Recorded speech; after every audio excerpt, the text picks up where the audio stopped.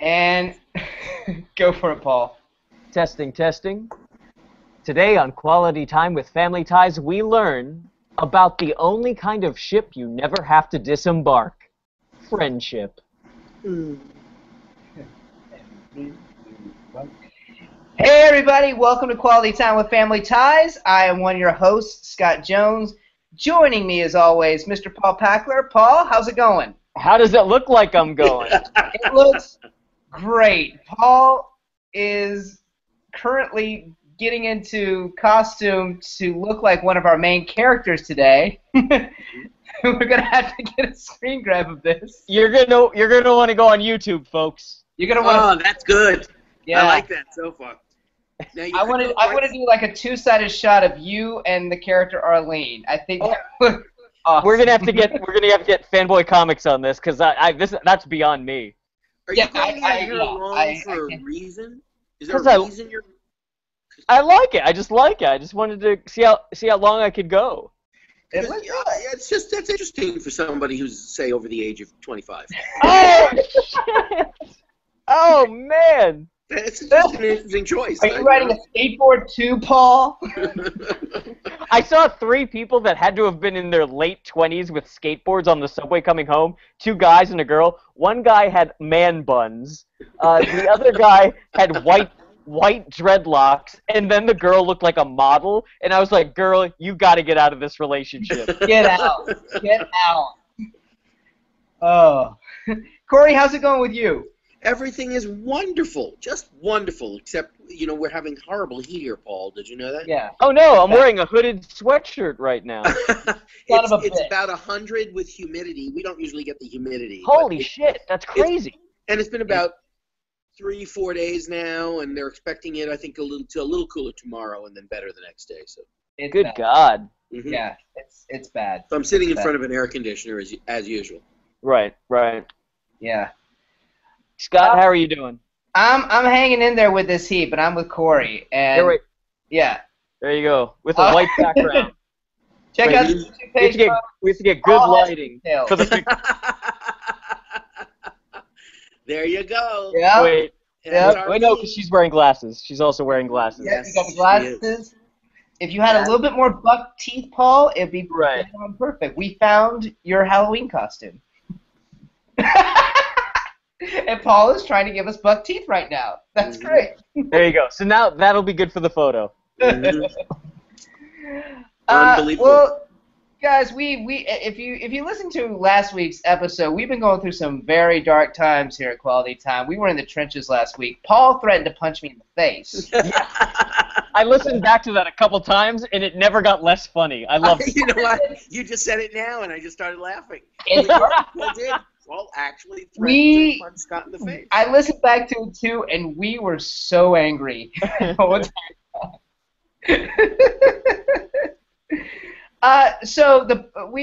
Consequently we've lowered the bar a little bit. This episode, better, not great, but better, enjoyable. I said it was enjoyable in a Disney Channel kind of way. I thought it was very big. The humor largely comes from Arlene and Skippy, and it's over the top. It's not in the same reality that the Keatons usually work with. Yeah, you're talking about like the post Saved by the Bell from like the 90s through today, like the iCarlys and things like that, where it's just everything is very heightened. The acting side, heightened the humor, and heightened, almost like dumbed down and heightened. Yeah, and a very big 180s. Yeah. But compared to last week, this was a nice little palette. It's written by Chekhov. Yeah, they had like set up jokes where they would like start something a few lines back, and then there was a payoff, and you were like, "Whoa, Family Ties doesn't do this." No, and then at least there was competency in delivering the jokes too. Yeah. I thought, Skippy did a great job in this. So, I thought so too. Yeah. And if you're playing along at home, listeners, we are on Season 2, Episode 8, the title, Batter Up. So we're dealing with some baseball today. And it starts off in the living room. Corey's favorite. And that's saying a lot because he's a Mets fan. How are your Mets doing, Corey? They're in first place by 7.5 games. Thank you very much. Yeah, they Wow. When was the last time that happened? Well, they haven't been in the playoffs since 2006, and then they collapsed. They were in first place in September in both 2007 and 2008, and collapsed in the last couple of weeks of the season. And Philadelphia went to the playoffs, and the Mets went home. So it's been since 2006, 9 years. Wow. The playoffs. Very exciting. Well, we won't talk any further. I don't want to jinx it for you. Thank you. Yeah, let's leave it. Yeah, let's keep it at that. But yeah, we're starting off in the living room. I just want to say this though, that by the time this episode comes out, the World Series is going to be over. We'll all be laughing at the fact that the Mets didn't do very well. It's the sad truth of the matter. Just a Corey's gonna listen back and fuck this up. Yep.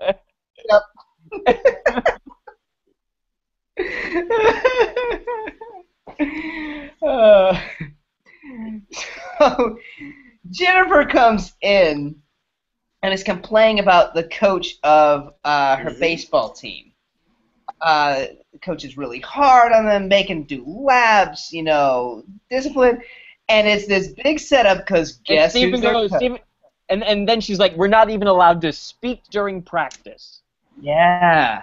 And Steven's like, I thought I had a talk with that coach. And guess who their coach is? Mr. Alex P. Fox. Alex P. Keaton comes strutting with a shirt that says coach on it to heighten the joke. And I want to point out, and a whistle around his neck, which is never used in baseball practice. No? Nobody ever blows a whistle in baseball. What do they do? Whistles blow. Basketball whistles are blown. Uh-huh. Football, yeah. Football. Yeah. But you're right. I've never heard a whistle in baseball at all. Nope. Yeah. But he comes in, and he even addresses Jennifer as Keaton. Like she's just some kid next door. And we come to find that all the girls hate Alex as their coach. They're sick and tired of him.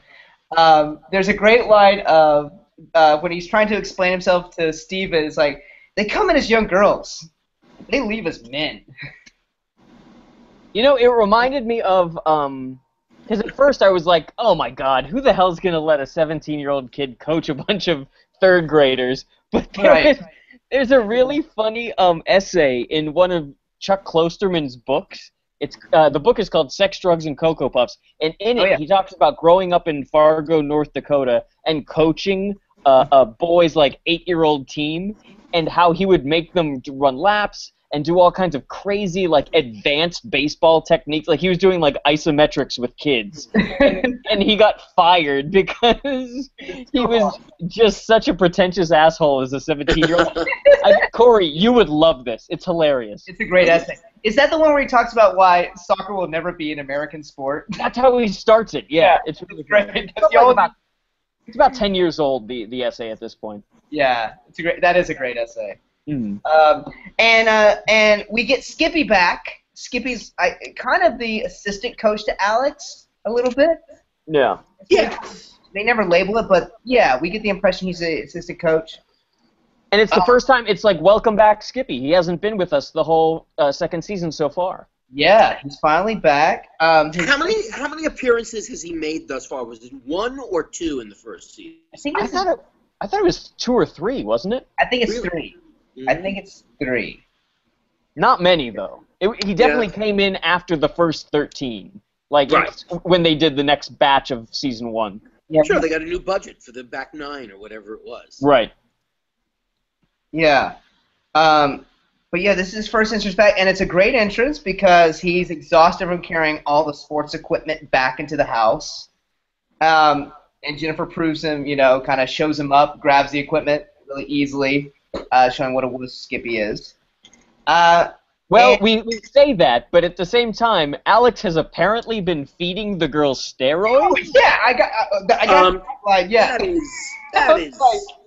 That joke. Line later. Yeah.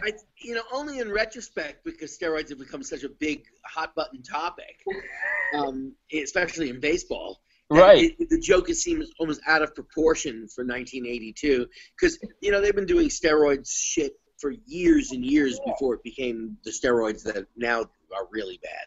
Right. Yeah, he said, I've been cutting back on their steroids. And we also, in this scene, are introduced to Skippy's sister, Arlene. Who's 9? Who's 9. Same age as Jennifer. I had completely forgotten that Skippy had a sister. And I think we were talking about it earlier, I don't think we see her again. Which is too bad. I think she's probably the best character that we've seen on Family Ties, next to Carrie from episode 1 in season 2. Mm-hmm. And if you look on YouTube, listeners, you will see why Paul loves this character so much. He is dressed as the character. Mm-hmm. And I'll let you know as this goes on if I find him as annoying as I found Arlene. Oh, man. I thought she was a great comedic actress. I thought she seemed like she should have been on... Do you remember the series Small Wonder? Oh, yeah. She totally reminds me of her. Yeah. And that was really probably the worst sitcom in television history. That's a pretty bad sitcom.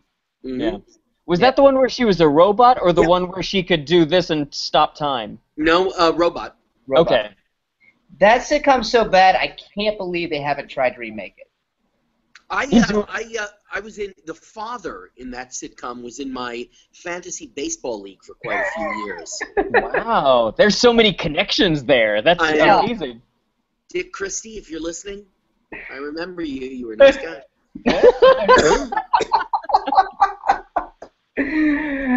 I want to say this though. In that first opening scene, I was just like randomly looking around because I was like, "Oh, this episode's going to be awful," and I looked down at Alex's shoes. Could you give me some more water, honey? Yeah. More shoes. Oh, I was just waiting for Corey to get water. I didn't want to. I need water. I'm choking. What?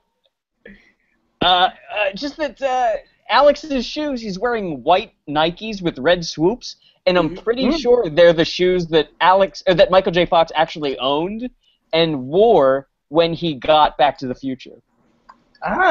Those were the shoes of the 80s.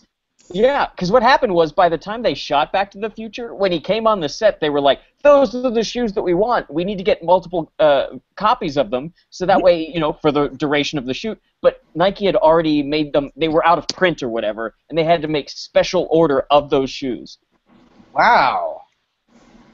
So, but they looked very much like the ones that he wears in Back to the Future. Wow. I had no idea. I didn't find... I'm going to kind of go down the middle here. I didn't find Arlene annoying. I liked her character. I think she could have had a little bit more emotional beats with her stuff. It all kind of was one note for me. But I didn't find her annoying at any point. I guess it was because so much of it was done like this, in a very kind of annoying voice. Do it in a character voice. I get it, Corey. I know there's something about it that should be come over and feed my turtle. I want you to feed my turtle. My turtle needs feeding. Hi, Mrs. Keaton. Hi, Mr. Keaton. How are you? I'm Eddie Haskell. Freaking 9-year-old Eddie Haskell.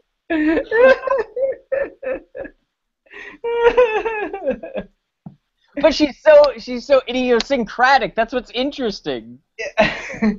I like the fact that nothing ever bothers Arlene. Like, she's just unfazed. Like, she's not a victim in any of this. I will agree with you on that. I did like the fact that she was sort of unflappable and sort of almost very confident in who she is. Understanding, I may not be everybody's cup of tea, but I'm really a nice person. Yeah. I see your side, Corey. Like, it can be an annoying character, but the fact that they didn't make her whiny about or being victim-y kind of made it bearable for me. It did. I'll agree with you, and that's why it was sort of an okay episode for me. And I think the actress was inflappable and very comfortable doing what she was doing as the character, because like with Skippy, with what's his actual name? Mark Price. Mark Price. Yes. He's no great shakes as an actor. Like no. you could he's really just, say this line like a crazy person, and then he does. Yeah. But her name, what's her name? Tanya Fenmore, I think. She's just really good. Like, I just thought she exuded a confidence that a lot of child actors don't. Yeah. Yeah. Yeah, there was some balance. I get both sides. I get it. And so one thing we find out is that the girls are kind of on the baseball team are kind of dropping left and right. They're either getting the flu, they don't want to work with Alex. We cut to the kitchen. I have written down we finally get that classic Elise spin that we see in the credits. I have it marked famous Elise spin. Famous Elise spin. Yep. It's a great moment. And once again, we see Mallory in a sister wife dress. All I wrote was that dress. Oh my God, what is going on? Why didn't they just burn those things? What are they? What? How long is this going to go on for? It's 1983 at this point. It's almost 1984. Yeah. Oh my God. You might have had. I can barely tolerate it in the first season because it doesn't seem in style. Yeah. But now it's just ridiculous. Like, isn't neon like a thing now? Isn't like neon clothes and stuff like that? Isn't that a thing yet? Yeah. And leg warmers and all that. It's like when you watch a stand-up comedy show from any period of history, and the people in the audience are usually dressed about 10 years behind what you would expect them to be. Mm-hmm. Like, like the stand-up on stage in 1989 looks like David Beach, where he has that, like oversized dress, jacket, and then he's wearing jeans and a T-shirt underneath. And then everybody in the audience looks like a porn actor from the early 60s. Because stand-ups back then put a lot of thought into what they were wearing when they went up on stage. And the people in the audience did not. Yes. Because they're committed to just a comedy club. Yeah. I had, in the Starbucks late back 70s, then. I had quite a few vests that I enjoyed wearing that I purchased at thrift shops. Oh, I'm sure, Corey. I had quite sure. a few vests, little shirt and vest. That was my little thing when I was doing stand-up. You could not be a stand-up in the 80s and not have a vest. Mm-hmm. It was required. What was your shtick? What was your type of comedy you would do? I know this would be surprising, but angry. No. I know that's shocking to you. I was going to go with witty observational. A little observational and a little angry. Yeah. Sort of angry about every observation. I went to the vest store. I couldn't find a fucking vest. It's the best they could do. Yeah. But now everybody's doing Walter Matthau. I couldn't find one. Felix! Now it's garbage. And he was in Bad News Bears, another I was about to say. about baseball. Yep. It all comes around. Mm-hmm. So Alex, again, we have another classic Family Ties phone bit. Alex is on the phone with one of his players, Tammy, who's like their best southpaw pitcher, and Tammy can't play. What's with this? Is like the second or third time Alex talked to someone who's getting like 105 temperature. Yeah, they're just lying. They're just trying to not work with Alex. Yeah, but it's always the same excuse. They're all getting sick. I mean, I literally watched this episode right before we recorded, and I wasn't able to really figure out in my head whether the children were lying, whether they were actually sick. They didn't make that clear at all. No, one girl says that she's moving and just tells him the afternoon before a game. Right, yeah, that's a little strange. Yeah. It's cropped up. But we don't. But then know. in the final scene, there are 8 girls that are all fully functional and healthy that are excited to play the game. So I don't know what the truth of any of this is. I know. And we also find out Alex is offering money for Tammy to play. He's paying them. Is it about the money? So he's been paying her before this even. Hey, Blue Chips, you've seen that movie. That's right. You want the top talent in Cleveland. You gotta pay. You gotta pay. And then yeah, we have the joke of because Stephen and Lisa are saying, Alex, maybe you're being too hard on the girls, and he's saying, what? I've cut back on their steroids. There you Here's go. a steroid joke. Yeah, and I just actually I wrote down that actually explains some of Jennifer's aggression. The steroid. She's got roid rage. Yeah, she's got roid rage. Mm-hmm. And Yeah. back knee wouldn't surprise me either, by the way. Right. What's that? Back knee. That's when you get that from roids too. She was wearing an exceptional amount of turtlenecks in this episode. I don't. Yeah. And then so we have Arlene comes over. They have this reoccurring bit with the refrigerator. Why'd they do it 2 times? They didn't do it 3 times. They didn't do it 3. Yeah. Like I can't, and there was another opportunity, by the way, in a subsequent scene where they missed it. It was like somebody walks in behind Steven, who's digging out OJ in the refrigerator. Right. Yes. And they don't do it that time. They did it twice, but they don't do it that time. It's like, come on, another scene. Just add that in. Sam Weissman, I'm talking to you. Sam. Oh, director. shit. Damn. I'm calling you out on that one, unless it was in and it was cut because of That time. could be. That could be. Okay, we'll give you the benefit of the doubt, Sam. We'll give you the benefit of the doubt. Maybe you two will, but I don't know. We've been burned by Sam Weissman before on this show. Yeah, that's right. That's right. If we ever have him on the show, we're going to talk about the Lorraine episode. Yes. He owes us for that. But it's kind of a weird distracting because the moment Steven opens up that refrigerator, it's really empty automatically. Like it takes your eye off it, and then you realize, oh, it's just so he can slam himself into the refrigerator when Arlene comes in. Right. Yeah. So yeah, and Alex comes up with the idea that in order for them not to be able to forfeit, they need at least one more player. And he's like, Arlene thinks you're a great friend. Jennifer, why don't you convince her to join the team? And Jennifer's completely against it because Arlene will stink at baseball. Now I just want to throw this out there. First of all, the dynamic between Skippy and Mallory is that he's constantly sexually harassing her, and that's why Mallory doesn't like him. That's right. I see no reason for Jennifer not to like Arlene.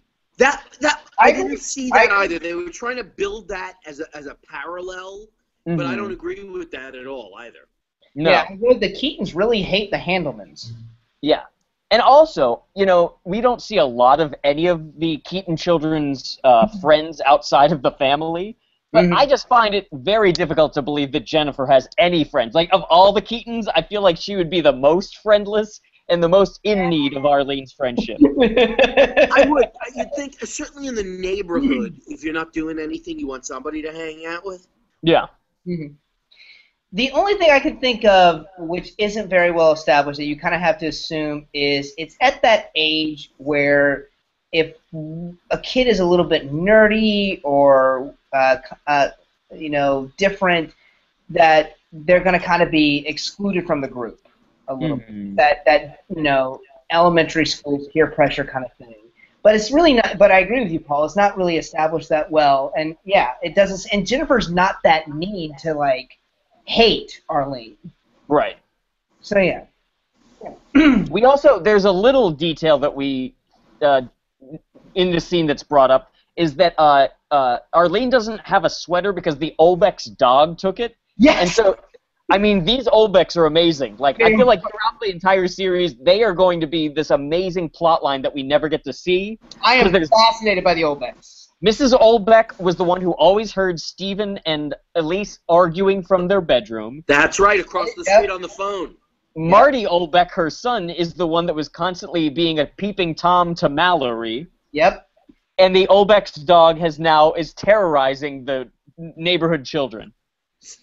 Clearly the Keatons and the Olbecks are not close. No. The Olbecks are those weird neighbors that you have.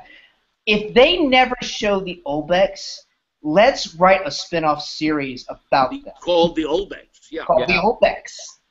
Yeah. It would sort of be like a Roseanne type thing, where they're the ones who bring down the property values of the cul-de-sac that they all live on. Yeah, the Olmecs are the ones that like keep their Christmas lights up way into like February. Sure. Yeah, they're the ones that like their lawn is like brown and growing with weeds and stuff like that. We had some Olbecs next door at my house growing up. Oh yeah, we had some Olmecs too. Yeah. We are the Olbecs.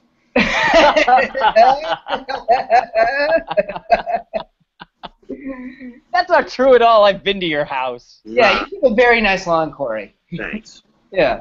We're having a drought. Yeah, well, yeah, there's not much you can do right now. Does Logan usually mow your lawn? Is that what? No, the gardener mows the lawn. Ooh. Oh, I'm sorry. Sorry. Man. I had to mow the lawn growing up, and look how good I turned out. I mowed my lawn. I had to mow the lawn growing up. I mowed the lawn. The lawn. And look how good we all turned out. Do we all have 10 fingers and 10 toes? About family ties. What'd you say, Corey? Do we all have 10 fingers and 10 toes? That's the question. Yeah. Look what I did. I didn't even mean to do that. I was just holding a pen, but it looked like... Oh, I'm just funny even on accident. Yeah.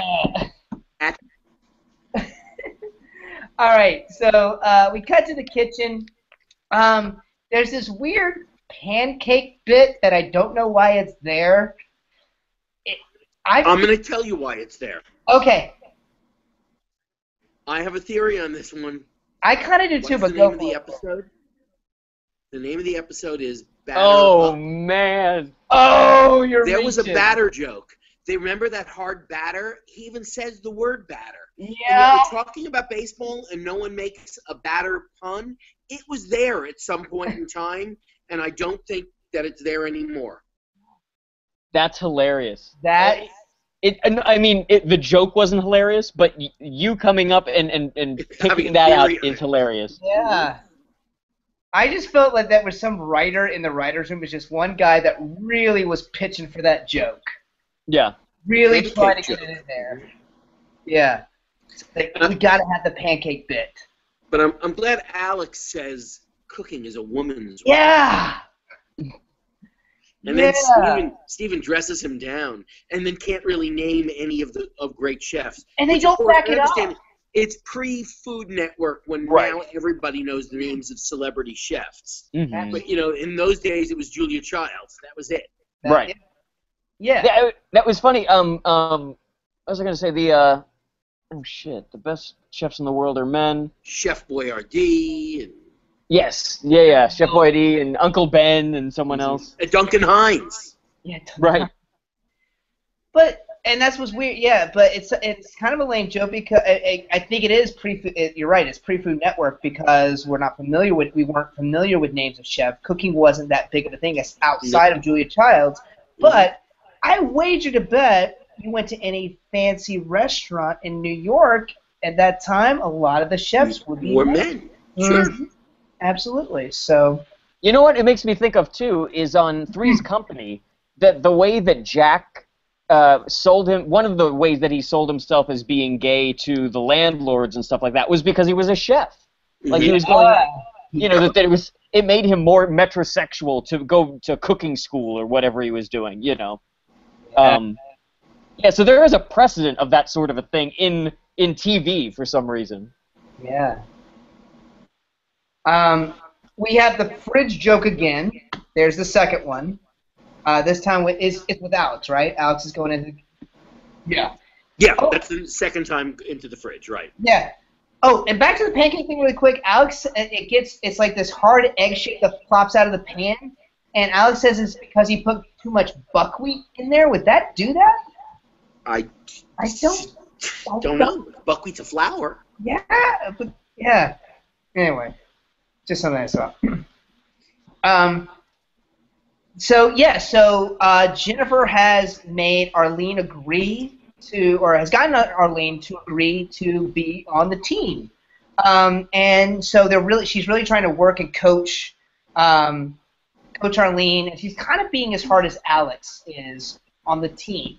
to get Arlene ready for this game. And poor Arlene, she's going along with it. She's trying her best out there. It is kind of sweet. I agree. I feel like Arlene's giving it a good shot, and I feel like, you know, toxic power structures breed other toxic power structures. And Jennifer is just as much of an asshole as Alex has been, apparently, to the rest of the team. Absolutely. Yeah, and that's what I thought this episode was going to acknowledge. I thought that's what Me they too. set up. It was really weird because the next thing we see is they're outside. All we hear is voiceover of Jennifer being really hard on Arlene. Arlene kind of scared of the pitches being thrown at her. And Alex, when he hears Jennifer, he kind of smiles like, "Hey, that's my girl," kind of thing. You know, she's learning from me. And Arlene gets hit with a baseball from Jennifer throwing too hard. And Alex runs out. All we see is Alex working on those pancakes throughout all of this. But what I thought was going to happen next was Alex kind of feeling guilty that he's bred this toxic power structure. And that doesn't happen, though. Yeah, no, I mean, at no point in this episode is he held to account for anything. Yeah. When he's kind of ruined the whole baseball thing. That's the other thing that's funny, is that none of the parents of these children who are being... in any way. No! Yeah.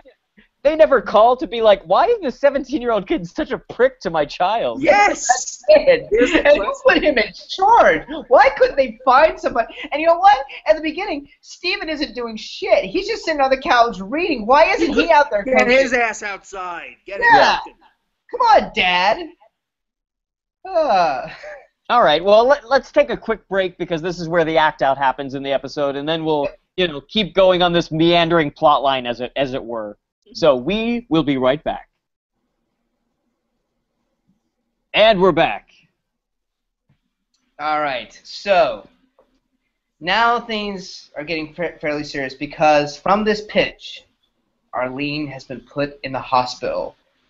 What the hell happened with this pitch? Like, this was pretty serious. I would once again blame this on the steroids. I don't know how Jennifer, an 11-year-old, would be able to throw so hard as to put a girl in the hospital. Yeah, it's bad. Yeah, it goes back and forth because we hear that from what the situation is, my thinking was, okay, she got a black eye. We're gonna put, some frozen peas on it. The swelling's gonna go down. We're all gonna be okay. And we find out Arlene is sent to the hospital, not just to the hospital, but later on she's like in bed. She has to have bed rest and everything else just from getting hit by this pitch. She's somehow gotten the vapors or something. She's like, I can't. I got the vapors. Oh, Lord. Oh, Lord. That pitch was so fast. Yeah. There is a funny bit. I kind of did like this bit of Skippy comes in. Alex asks how's Arlene. He's like, oh, she's fine. She just went to the hospital. The doctor just told her to rest. It's all going to be okay, so don't worry, Alex. And then Mallory comes in, asks how Arlene is. And says, it was a long night, Mallory. And it's this big dramatic. I just want to throw this out there. You do the best Skippy reenactments. I always enjoy when you do the Skippy reenactments. They're really good. Corey, how would you grade them? I think it's brilliant. It's some of Scott's best work. Yeah. Wow. It's honestly because you're able to capture Mark Price and transcend Mark Price is the thing that's very interesting. We become, I think I get his casting because that seems to be my casting a lot of times. Oh, really? Is that who they bring, like, for the beer commercials with the girls type thing? The nerdy, yeah. See? Want a beer? Yeah, there you go. Yeah, boom, got it. I should learn that monologue he gives Mallory because Mark Price commits the hell out of that monologue. He builds it very nicely. I appreciated it. But there was that one line where he's like, "Call me Irwin." I wrote that down. That was creepy. Yeah. That was creepy. Call me Irwin. Mm-hmm. And then before she leaves, she says, "You disgust me," and this is one of those like that's the punchline, and it's one of those moments when Justine Bateman, that you were talking about a few episodes ago, Corey, where she just isn't able to sometimes land a punchline because she laughs at the joke before she says it. Yep, she did it exactly then. Uh-huh. Yeah. And yet, I sort of find it sort of attractive. She was cute in this episode. Yeah, she was really cute. Yeah.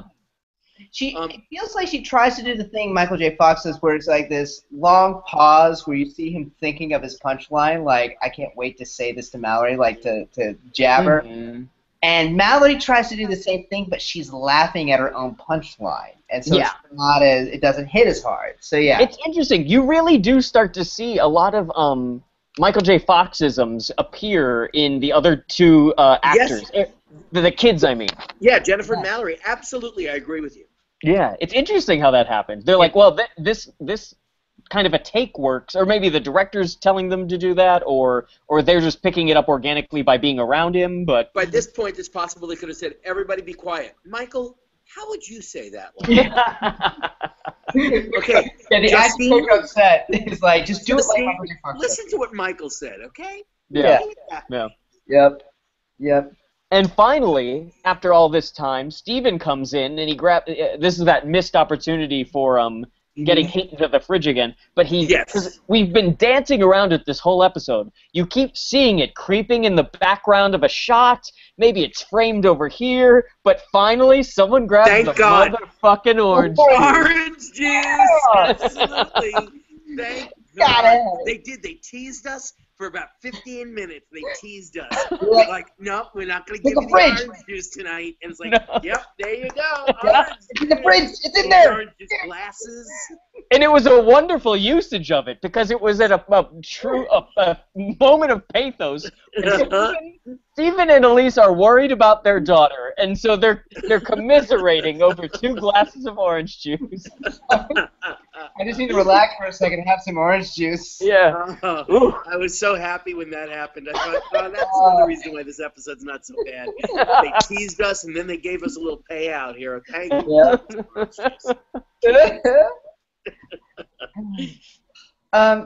They actually mentioned that Jennifer's been watching midget kickboxing. Yep, that couldn't have been PC in '82. Can we acknowledge that the words midget kickboxing TV show were uttered on this? I shuddered. I thought, hey, we played midgets at Disneyland. Oh, I was like, that is horrible. Yeah. But Jennifer's like surprisingly upbeat and doesn't feel like is okay with what happened to Arlene. It was an accident, and then but we see underneath it what's acknowledged is like that she is that there is something that's upsetting her. And they talk about you know what this episode didn't need? It didn't need Jennifer having subtext. Yep, that's exactly right. Like I said, having a little pathos here with Jennifer was not necessary. Just have her upset. Just have her upset about it, you know? Totally. Yeah, as opposed to the, I'm fine, and then she starts to crack under the pressure. Right. No, you're wasting time. You're not going to get that dimension out of Tina Yothers. Even with the steroids. Right. It's like that HBO special where Ben Affleck punches through a wall. Could you imagine Tina Yothers as that role? That would be amazing. Yeah. Okay, so they go over. So we have a new set. They all are going to. The Keatons are going to visit Arlene in her home. This set was her apartment, or I'm sorry, her apartment. Jesus Christ. Her bedroom is amazing. There's a lot of pink. It's all over the place. It's very kitschy, like in a Pee-wee's Playhouse type way. Yeah. It has a marker drawing, like a drawing done in marker of the most hideous horse I've ever seen. At first I thought it was a horrible dog. Yeah. And it says Henrietta Horse. It's amazing. I think I wrote that dog is the thing of my nightmares. And then find out later it was a horse when I saw it from a different angle. Yeah. It scared the hell out of me. So yeah.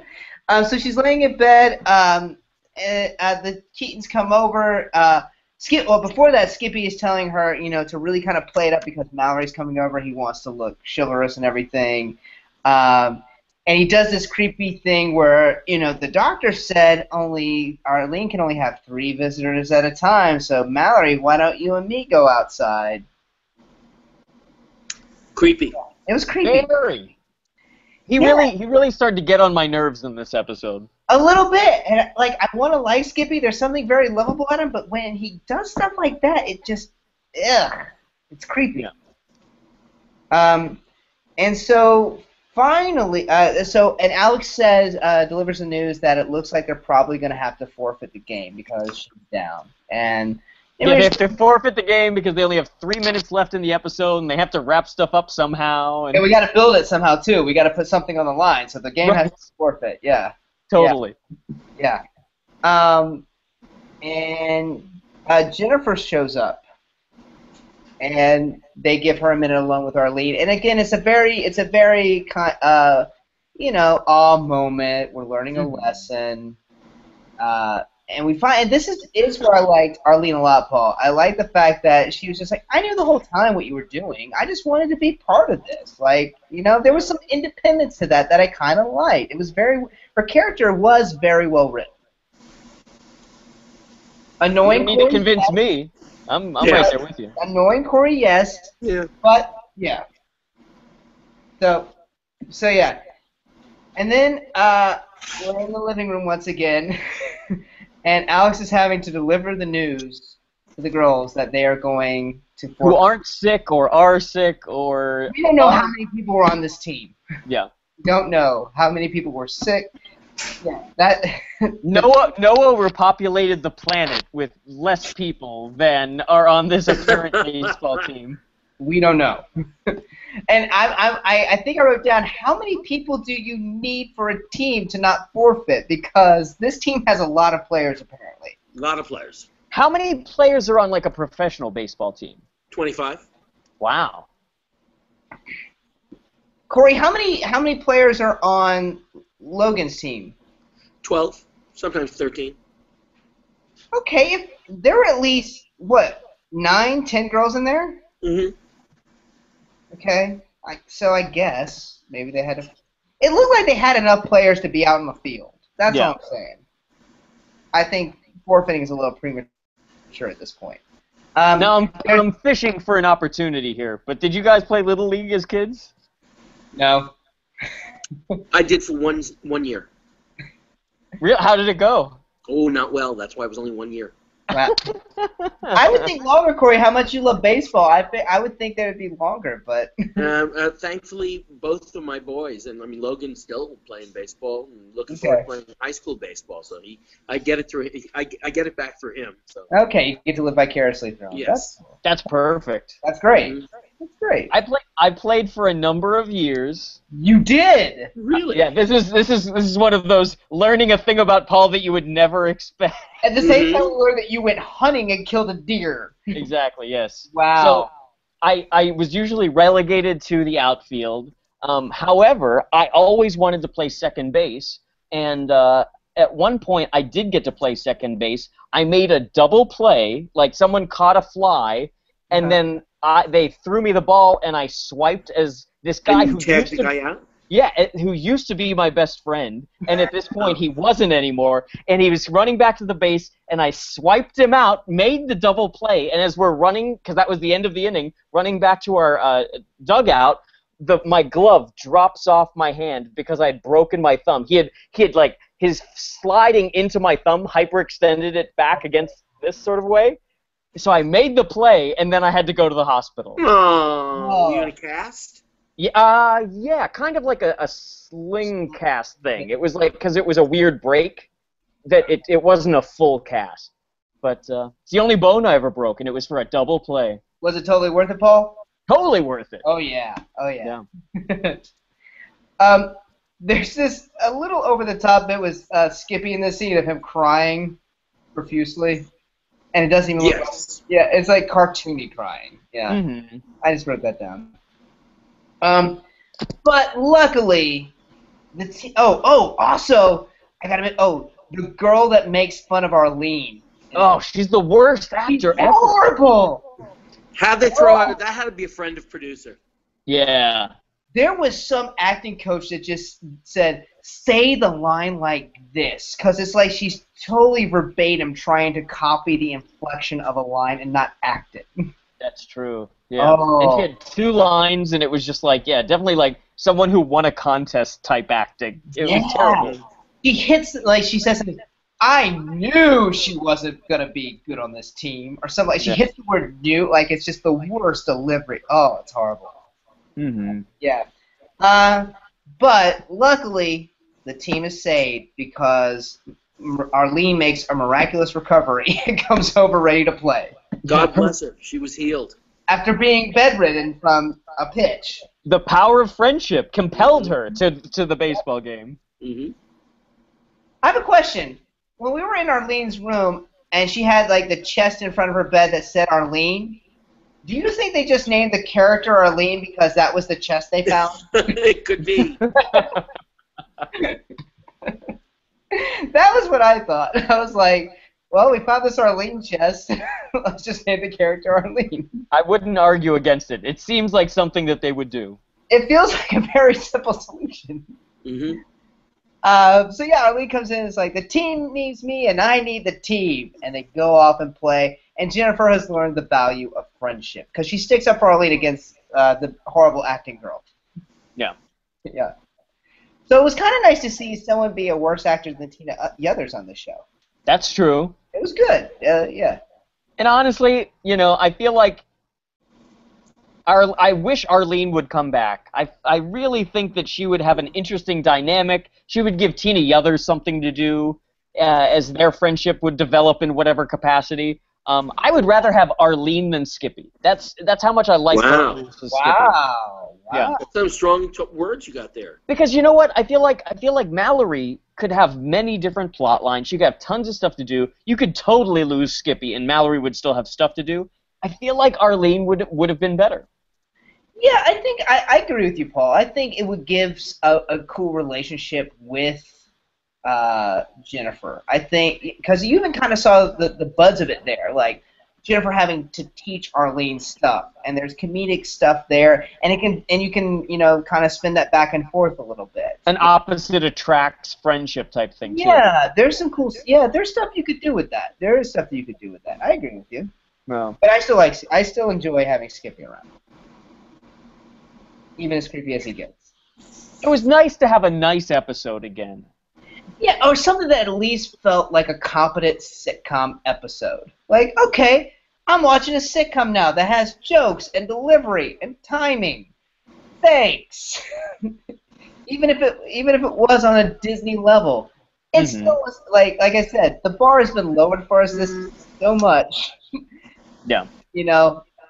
It's hard to gauge how great this was, but it was a nice palate cleanser. It was an improvement. I'll give you that much. Yeah. And you know what's crazy, guys? Next week is our Christmas episode. I know, Christmas is coming. Yay! Hopefully it's better than last Christmas episode. I'm still see. That was Christmas in jail, right? No, that was Thanksgiving. Christmas was what? Christmas was clip show. Non-clip with the non-clip show. Christmas was like we found out each of them were born and each one was worse than the next. Hey. Yeah. So hopefully this one will be better. I'm still waiting for us to hit a stride of back-to-back consecutive this is the Family Ties season, Mm-hmm. We started off so strong this season with an awesome episode that was had depth and jokes and everything like that. And now it feels like we're even going maybe a little bit lower than season 1. Yeah. Like you said in last week's episode, Paul, how dare you write an episode like And I'm one to agree. So yeah, but this at least was putting us back on an up track. So yeah. All right, guys. Well, I think that wraps it up for us. Rate and review our show on iTunes. For questions and comments, comments, email us at qualitytimewithfamilyties@gmail.com. Follow us on Twitter at QTWFT for all our updates. And you can also follow each of us on Twitter. I'm at Follow Jones. I'm at Paul Packler. I'm at Corpep. And be sure to like our Facebook page. We'd like to thank our host and producer, Barbara Dillon at Fanboy Comics. Fanboy Comics is an online conglomerate of geek media, providing its readers with daily reviews, interviews, and podcasts that span the pop culture spectrum. Be sure to check them out at fanboycomics.net. We also like to thank Perry Adams, who beautifully performs the Family Ties theme song Without Us. Check out Perry's music and performance dates at perryadams.com. And we also like to thank Brian Dillon, who created our fantastic drawing and artwork, as well as edits our show. Brian is the president and co-founder of Fanboy Comics, so be sure to follow him on Twitter at Comic Book Slayer. And lastly, Sean Foster, Fanboy Comics graphic designer, for designing our logo. Thank you, everybody, and we will see you next week. Bye, everybody. Bye-bye.